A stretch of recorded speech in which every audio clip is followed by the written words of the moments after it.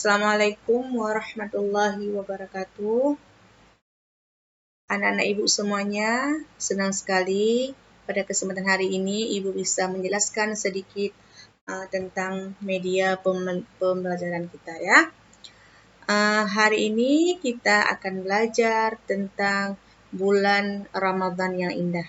Tentunya anak-anak ibu semuanya sudah tahu ya kurang lebih tentang puasa atau tentang bulan suci Ramadan karena kita semua pernah mengalaminya atau pernah menjalankan ibadah puasa.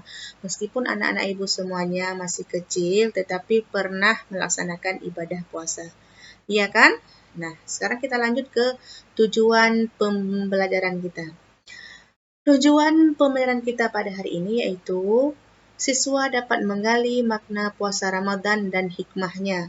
Kemudian yang kedua, siswa dapat menganalisa makna puasa dan hikmah Ramadan yang dapat membentuk akhlak mulia. Yang ketiga, siswa dapat memperjelas hikmah puasa Ramadan yang dapat membentuk akhlak mulia.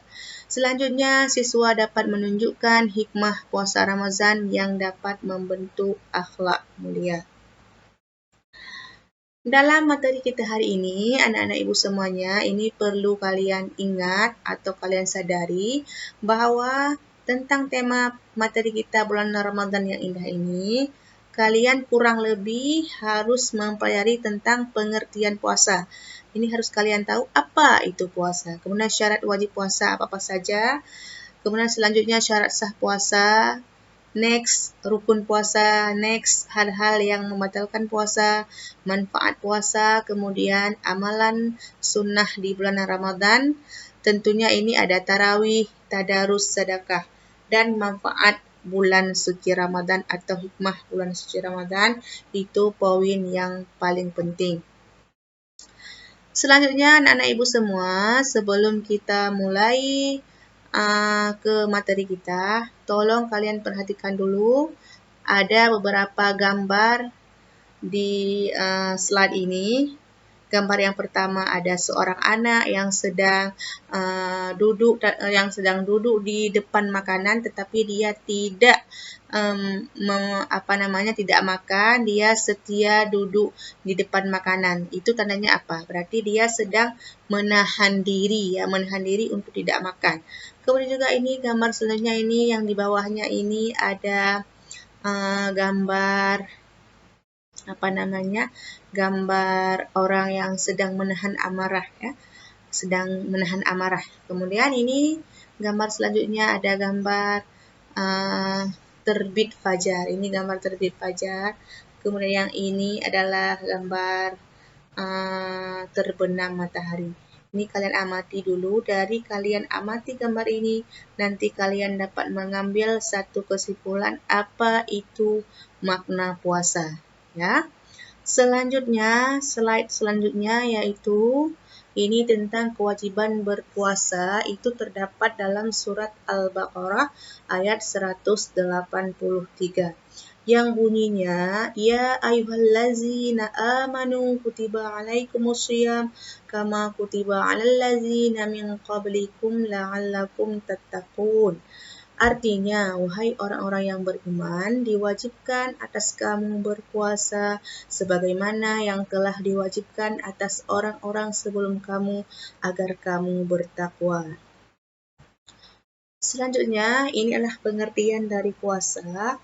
Puasa dalam bahasa Arab itu disebut siam, artinya menahan.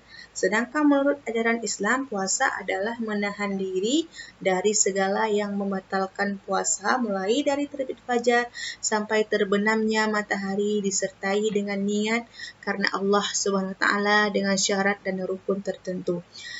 Dalam pengertian puasa ini, bahwa puasa ini bukan hanya menahan dari makan dan minum, tetapi yang perlu anak-anak ibu garis bawahi bahwa menahan diri itu dari makan dan minum dan dari segala yang membatalkan puasa. Nanti kita akan pelajari apa-apa saja yang dapat membatalkan puasa. Ya, itu pengertian puasa, menahan diri dari makanan minum dan dari segala yang dapat membatalkan puasa. Bisa saja di sini amarah, kemudian bertengkar dengan kawan, bisa saja. Kemudian selanjutnya yaitu syarat wajib puasa. Syarat wajib puasa itu ada 4. Yang pertama Islam, yang kedua balik. Balik ini artinya dewasa. Dewasa di sini maksudnya sudah bisa membedakan mana yang baik dan mana yang buruk. Selanjutnya yang nomor 3 yaitu berakal sehat. Berarti berakal sehat ini artinya waras pikirannya.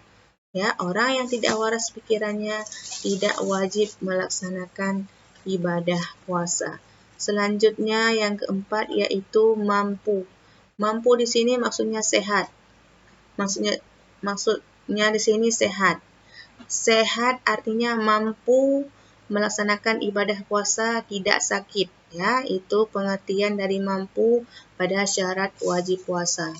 Selanjutnya ada syarat sah puasa. Syarat sah puasa itu ada 5, yaitu Islam yang pertama, kemudian yang kedua berakal sehat, yang ketiga mumayyiz, yang keempat suci dari haid dan nifas, kemudian pada waktu yang tidak dilarang untuk berpuasa. Selanjutnya kita akan melihat rukun puasa. Rukun puasa itu ada 2. Yang pertama niat, yang kedua menahan diri dari segala yang membatalkan puasa. Nah, kalau niat ini Ibu rasa semuanya anak-anak Ibu sudah mengetahui ya, atau sudah pernah mendengar atau sudah pernah melafadzkan niat puasa ini. Kalau kita tidak melaksanakan niat, berarti puasa kita tidak sah karena itu merupakan rukun puasa yang wajib kita laksanakan. Maka bunyi niat puasa itu adalah nawaitu shoma ghadin an adai fardhi syahri ramadhana hadhihi sanati lillahi ta'ala. Itu niatnya, ya, niatnya dalam bahasa Arab. Kemudian yang kedua, menahan diri. Menahan diri ini maksudnya menahan diri dari amarah, dari pertengkaran, dari hal-hal yang dapat membatalkan puasa. Bisa saja itu muntah dengan sengaja, atau misalnya makan dengan sengaja, itu bisa membatalkan puasa. Makanya kita harus menahan segala amarah kita, ya. Selanjutnya kita dapat melihat ini slide berikutnya, yaitu anak-anak Ibu ya, tolong didengar atau diperhatikan hal-hal yang dapat membatalkan puasa.